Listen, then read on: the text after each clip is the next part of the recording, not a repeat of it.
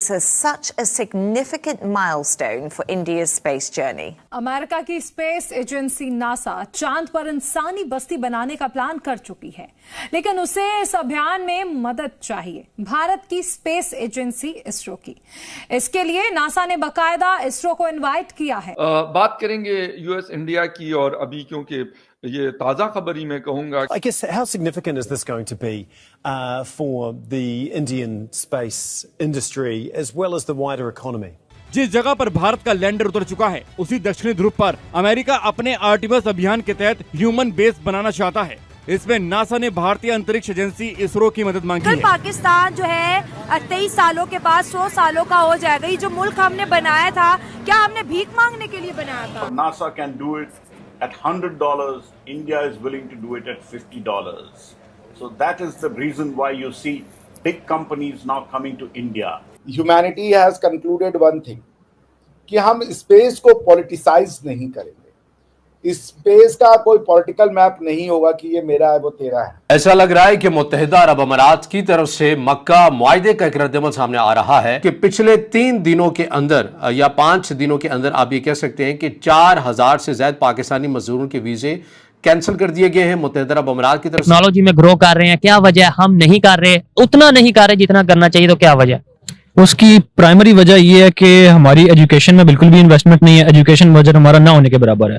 वो वाकई में जो कहती है ना वसुधैव कुटुंबकम, वो एकदम सही। अमेरिकी अंतरिक्ष agency national aeronautics and space administration NASA ने भारतीय अंतरिक्ष एजेंसी भारतीय अंतरिक्ष अनुसंधान संगठन इसरो को बड़ा ऑफर दिया है। दरअसल नासा ने इसरो को आर्टेमिस मिशन के तहत मून बेस प्रोग्राम में शामिल होने के लिए आमंत्रित किया है। एक तरह से नासा ने इसरो से मदद मांगी है।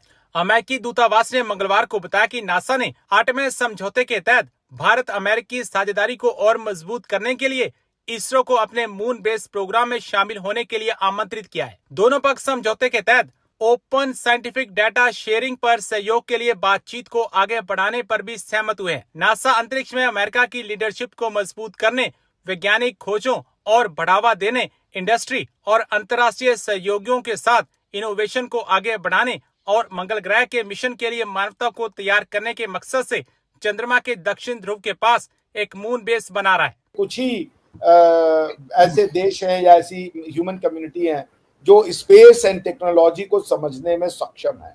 वो बेसिकली या तो इसरो है और या तो यूरोपियन। अमेरिकन भी बेसिकली यूरोपियन ही, नासा भी बेसिकली यूरोपियन ही है, राइट। तो या तो वो यूरोपियन एज सच भी यूरोपियन स्पेस एजेंसी वो उतनी एडवांस नहीं है जितनी इसरो है, दूसरी नासा है। बस यही दो हैं ही आज की डेट में, और कोई नहीं है। यूरोपियन स्पेस एजेंसी हो चाहे वो रशिया की स्पेस एजेंसी हो, कोई मैच नहीं है। There are only 2 space agencies in the world. ऐसे तो 6 कंट्री के पास स्पेस मिशन है, लेकिन जो इफेक्टिव हैं, जो सक्सेसफुल हैं, जो बहुत कुछ अचीव कर रही हैं और जो बहुत कुछ आगे अचीव करेंगी, उसमें सिर्फ 2 हैं, नासा एंड इसरो। एक समय आएगा जब लोग कहेंगे कि भाई वो इसरो का साइंटिस्ट है।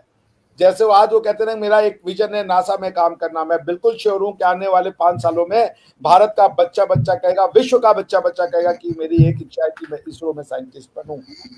तो ये एक मैं फिर से कह रहा हूं, सिर्फ 2 ही मेजर स्पेस एजेंसियां हैं, और एक है भारतीय इसरो, दूसरा है नासा। इवन नासा में भी बहुत हद तक भारतीय ही काम कर रहे हैं।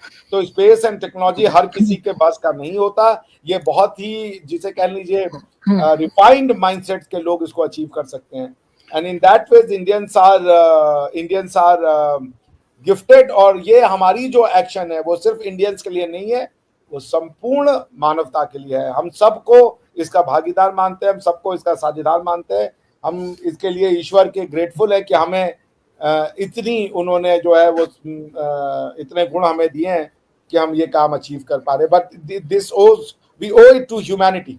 Humanity has concluded one thing, कि हम स्पेस को पॉलिटिसाइज नहीं करेंगे। इस स्पेस का कोई पॉलिटिकल मैप नहीं होगा कि ये मेरा है वो तेरा है, जैसा हमने अर्थ पे कर दिया है।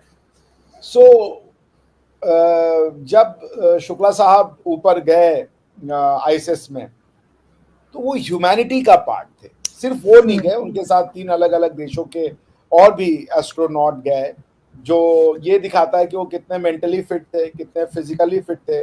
उन्होंने बहुत कुछ एंड्योर किया होगा वहां तक पहुंचने के लिए, और उन्होंने ऐसे एक्सपेरिमेंट्स किए जो भारत का अपना जो चंद्रयान मिशन होगा, जिसमें कि इंडिया पहले तो स्पेस में भेजेगा अपने लोगों को, क्योंकि इंडिया ने अभी तक कोई भी मैन्ड स्पेस मिशन नहीं किया है।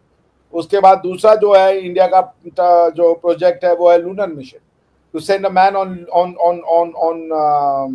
मून। तो ये दोनों मिशन में ये बहुत काम आएंगे। शुक्ला साहब का जो शुक्ला साहब की जो एक्सपेरिमेंट्स है, जो एक्सपीरियंस अनुभव लिया है उन्होंने, और ये फिर मानवता के लिए है। देखिए यहाँ पे मैं इसको सिर्फ भारत की अचीवमेंट कहूँ तो उचित नहीं है, हालांकि ये भारत की स्पेसिफिक अचीवमेंट जरूर है, बट इन जनरल अगर आप देखें तो ये मानवता के लिए कार्य हो रहा है।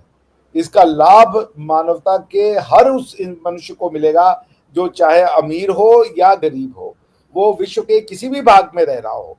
सुधांशु शुक्ला जी उन सब को रिप्रेजेंट करते हैं। इंडिया एक माइनर डिस्क्रिप्शन है ह्यूमैनिटी का।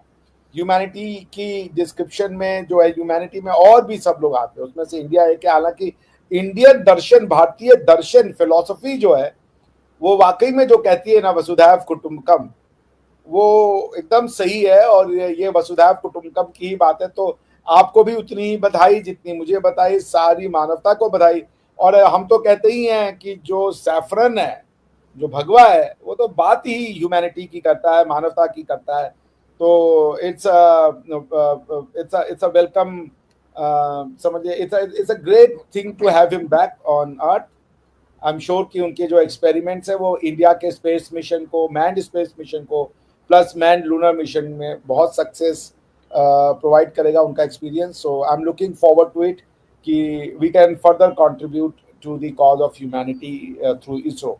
जी, लेकिन सर सिर्फ हिंदुस्तान के लिए ही आप क्यों कह रहे हैं? उनका जो एक्सपेरिमेंट है वो तो, या जो उनको एक तजुर्बा रहा, वो डेफिनेटली वो तमाम ही कंट्रीज के लिए जो है वो फायदेमंद होगा। तमाम ही कंट्रीज को कुछ ना कुछ उसका बेनिफिट होगा। लोग पढ़ेंगे उनके बारे में, देखेंगे, सीखेंगे, और जो नए लोग आना चाह रहे हैं इस फील्ड में उनके लिए भी एक रास्ता उन्होंने जो है वो दिखाया है।